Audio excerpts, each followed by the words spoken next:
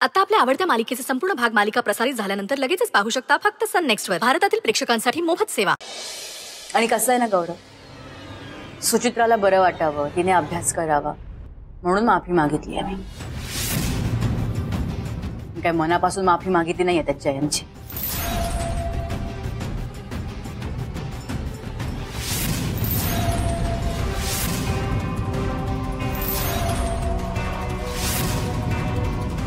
सुचित्रा ताई, म्हणजे हे सगळं खोटं होतं?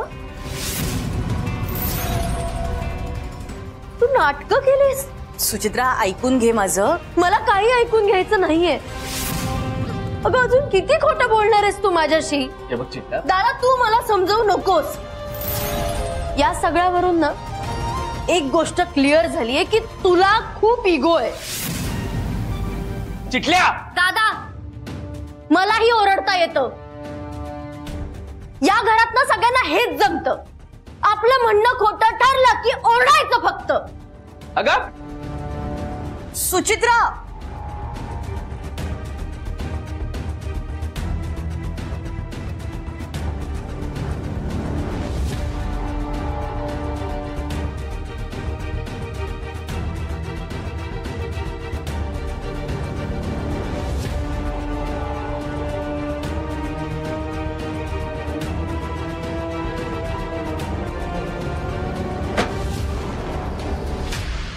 चिटल्या काय बोललीस तू ताईला? आता माझ्याशी एकही शब्द बोलू नको. आणि तू जर तिच्या बाजूने बोलायला आला असशील तर आत्ताच्या आत्ता निघून जा. तू जरा गप्प बसशील का? नाही.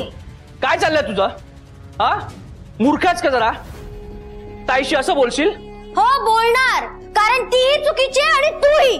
कोणी चुकलेलं नाहीये. तुला काय वाटतं ताईला तुझं चांगलं वाईट कळत नाही? हा आतापर्यंत ताईने जे काय केलं तुझ्यासाठी ते सगळं विसरलीस का तू? आणि कोणासाठी? त्या तुझ्या सरांसाठी? ए हॅलो, मेंटॉर आहेत ते माझे. असतील तुझे मेंटॉर. ताईपेक्षा जास्त महत्वाचे आहेत का ते? नाही ना? हे बघ चिटल्या, मी तुला हेच सांगतोय की ताई जे काय करते ना ते तुझ्या वाईटासाठीच करते. असा गैरसमज झालाय तुझा. अरे तशीच वागते ना ती. आई बोलली म्हणून सरांची माफी मागितली आहे ताईनी. म्हणजे खोटच वागली ना ती. अगं असं नाहीये चिटल्या. अरे असंच आहे. अरे माझ्या समोर झालं ना सगळं. दुसऱ्यांना सांगत असते खोटं बोलू नका, खरं बोला, खरं बोला. स्वतः खोटं वागते त्याचं काय रे? मग ती असं का वागली असेल याचा जरा विचार कर ना. काहीतरी हेतू असेल ना त्यामागे. हेतू? कसला हेतू? कसला हेतू रे?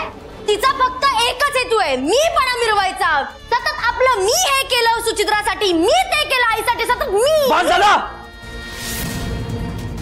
अति बोललीस तू. आता कोणाबद्दल बोलतीयस? कोणाबद्दल बोलतीयस? जिने या घरासाठी रक्त आटवलं तिच्याबद्दल बोलतीयस? जिने तुझ्या आणि माझ्यासाठी कधी स्वतःच्या आयुष्याचा विचार नाही केला तिच्याबद्दल बोलतीयस? आजपर्यंत या घराला सगळ्या संकटातून तिने बाहेर काढलंय. ती आहे ना म्हणून हे घर आहे.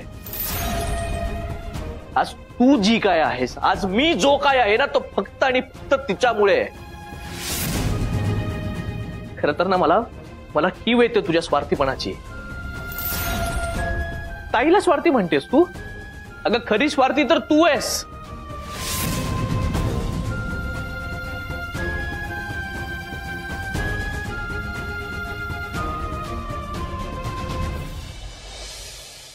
ताईचं काय?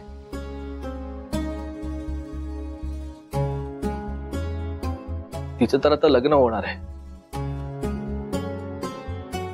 मग तर ती कायमचं हे घर सोडून निघून जाईल. म्हणून मला एवढंच वाटतं चिटल्या की जोपर्यंत ताई या घरात आहे ना तोपर्यंत प्रत्येक दिवस तिचा आनंदात गेला पाहिजे. एवढंच वाटतं.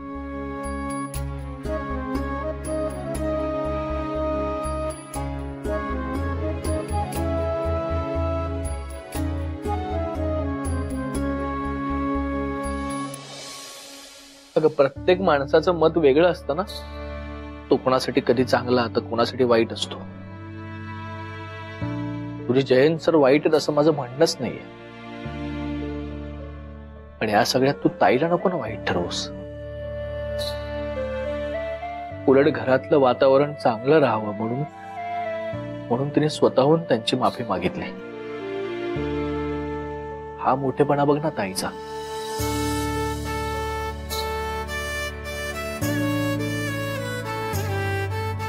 बघ, मला जे सांगायचं होतं ते मी सांगितलं. आता जरा शांत डोक्याने विचार कर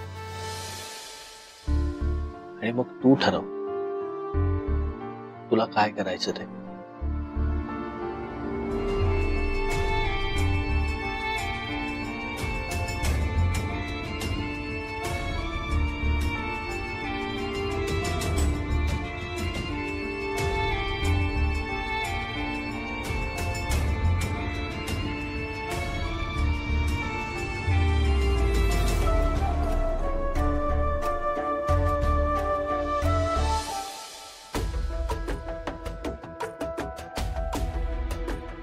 आई, जेवणाआधीची गोळी.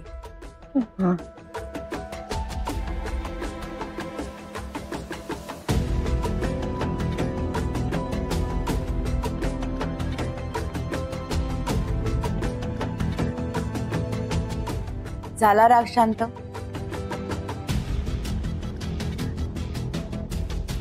सुचित्रावर सगळा राग काढून आलास ना? मग आतापर्यंत जायला हवा होता. ताई, तुला काय म्हणायचं हे कळतंय मला.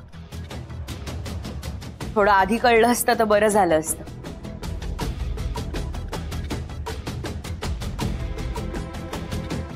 सॉरी. गौरव, एक गोष्ट नेहमी लक्षात ठेव. कुठलीही गोष्ट प्रेमाने समजून कळते, चिडून राग करून नाही.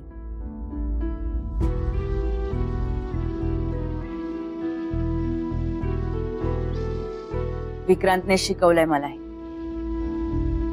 हे बघ गौरव, आपण समोरच्यावर चिडतो खरे, पण त्याचा त्रास त्या समोरच्या पेक्षा आपल्यालाच जास्त होतो रे. मान्य आहे मला आई, पण चिटल्यात ताईला समजून घ्यायला तयारच नव्हती. असू दे रे, नाही कळत तिला, लहान आहे ती अजून. लहान नाहीये मी आता.